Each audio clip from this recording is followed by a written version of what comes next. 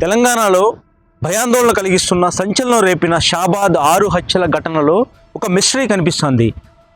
మొదట మైనర్ బాలికను ఆమె తల్లిను నానమ్మను చంపి ముగ్గురిని చంపేసి ఆ తర్వాత అక్కడి నుంచి ఇంటికి వెళ్ళి భార్యను 2 పిల్లల్ని చంపేసి మొత్తం 6గురిని చంపి 6గురిని చంపిన తర్వాత సమీపంలోని నల్లకుంట చెరువు దగ్గరికి వెళ్ళి అదే అర్ధరాత్రి ఆ చెరువు గట్టు పైన 7 ఇటుకలు ఇటుక పైన ఇటుక ఇటుక పైన ఇటుక 7 ఇటుకలు పేర్చాడు.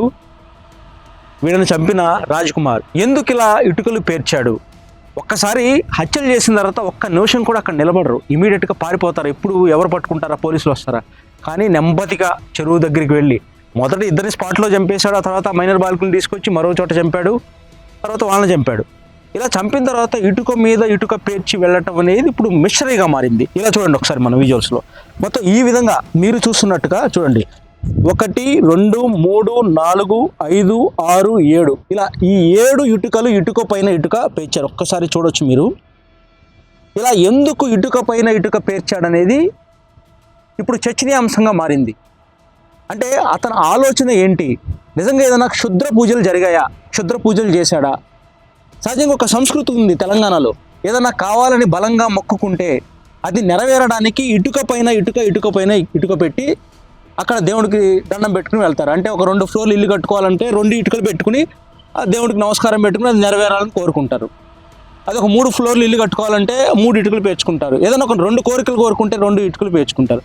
అలాంటిది 7 ఇటుకలు పేర్చి ఈ ప్రధాన నిందితుడు రాజ్ కుమార్ ఆ తర్వాత వెళ్ళాడంటే ఏం జరిగింది? వీళ్ళని చంపాలని ఫిక్స్ అయ్యాడా? వీళ్ళని చంపడమే లక్ష్యంగా పెట్టుకున్నాడా?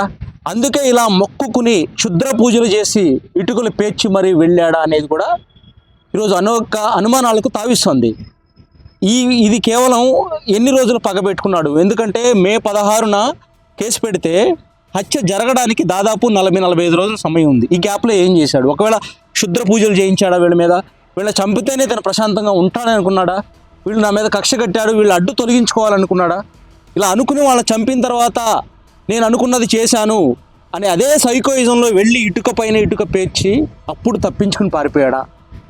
ఇలా ఈ ఇటుకల మిస్టరీ అనేది ఈ హత్యల వెనక ఏం జరిగి ఉంటుందనేది ఒక ప్రధాన కారణంగా కనిపిస్తుంది. ఇలా ఎవరు కూడా దాదాపు ఇప్పుడు జరిగిన హత్యల ఘటనలో కానీ ఎక్కడ కూడా ఇటుకల పైన ఇటుకలు పెట్టి వెళ్ళిపోయిన సంఘటన ఎక్కడ కూడా లేదు. కానీ రాజ్ కుమార్ చూస్తే ఈ విధంగా నల్లకుంట చెరువు దగ్గర అంటే హత్యలు జరిగిన స్పాట్ దగ్గరే ఇటుక పైన ఇటుక పేర్చి అదే అర్ధరాత్రి ఎస్కేప్ అయ్యాడు, అక్కడి నుంచి వెళ్ళిపోయాడు. అంటే హత్యలు జరిగింది దాదాపు 11 నుంచి 11:30 సమయంలో. ఇక్కడ మొదట 3గురిని చంపేశాడు, మైనర్ బాలిక తల్లిని నాయనమ్మని. అక్కడి నుంచి వెళ్ళిన తర్వాత ఇంటి దగ్గర భార్యని పిల్లల్ని చంపేశాడు. ఇక్కడ 12 గంటలు, అదొక గంట అరగంట వేసుకున్నా కానీ అక్కడ దాదాపు 1 గంట ఆ ప్రాంతంలో 6గురిని చంపిన తర్వాత వచ్చి ఇలా చెరువు ఏదైతే నల్లకుంట చెరువు దగ్గర ఇటుకలు పేర్చి మరీ వెళ్ళాడు.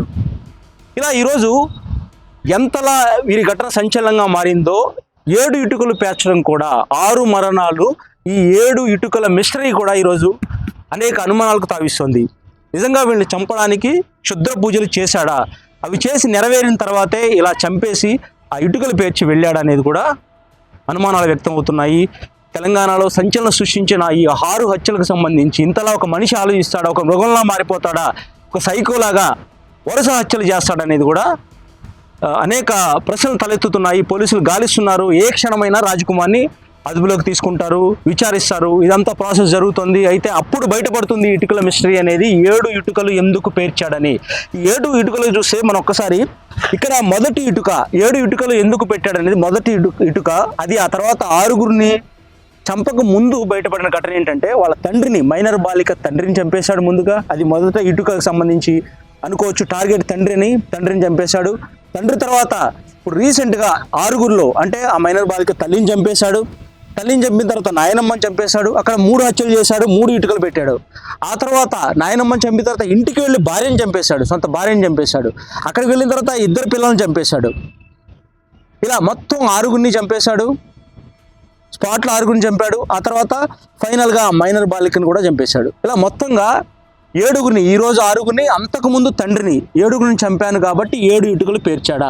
లేదంటే ఈరోజు 6గురిని చంపేశాను, ఆ 7వ మరణం నాది, ఆ 7వ వ్యక్తి నేను అని ఇతను చనిపోవాలని నిర్ణయించుకుని ఆ 7 ఇటుక పేర్చాడా, ఏ కారణం చేత ఈ విధంగా 7 ఇటుకలు పేర్చాడనేది కూడా అనుమానాలకు తావిస్తుంది. కాబట్టి దీని వెనక ఈ 6 హత్యల వెనక క్షుద్ర పూజల ప్రభావం అలా దానికి లోనయ్యి ఈ విధంగా వాళ్ళని చంపేయాలని మెంటల్గా ఫిక్స్ అయిపోయాడా, ఇలా సైకోలా మారడం వల్లే ఇలాంటి పనులు చేస్తున్నాడా, లేదంటే ఏవైతే వాళ్ళని చంపడం కోసం పూజలు చేయించి ఇలా ఇటుకలు పేర్చి ముందుగానే ఒక స్కెచ్ చేసి ప్లాన్ ప్రకారం వీళ్ళు ఒకే రోజు, అది కూడా అర్ధరాత్రి సమయంలో 6 ప్రాణాలు తీశాడనేది కూడా దీని మీద తేలాల్సి ఉంది. మొత్తానికైతే రాజ్ కుమార్ దొరికితే ఈ 7 ఇటుకల మిస్టరీ కూడా తేలబోతోంది. శేషు, ఏపీ దేశం, హైదరాబాద్.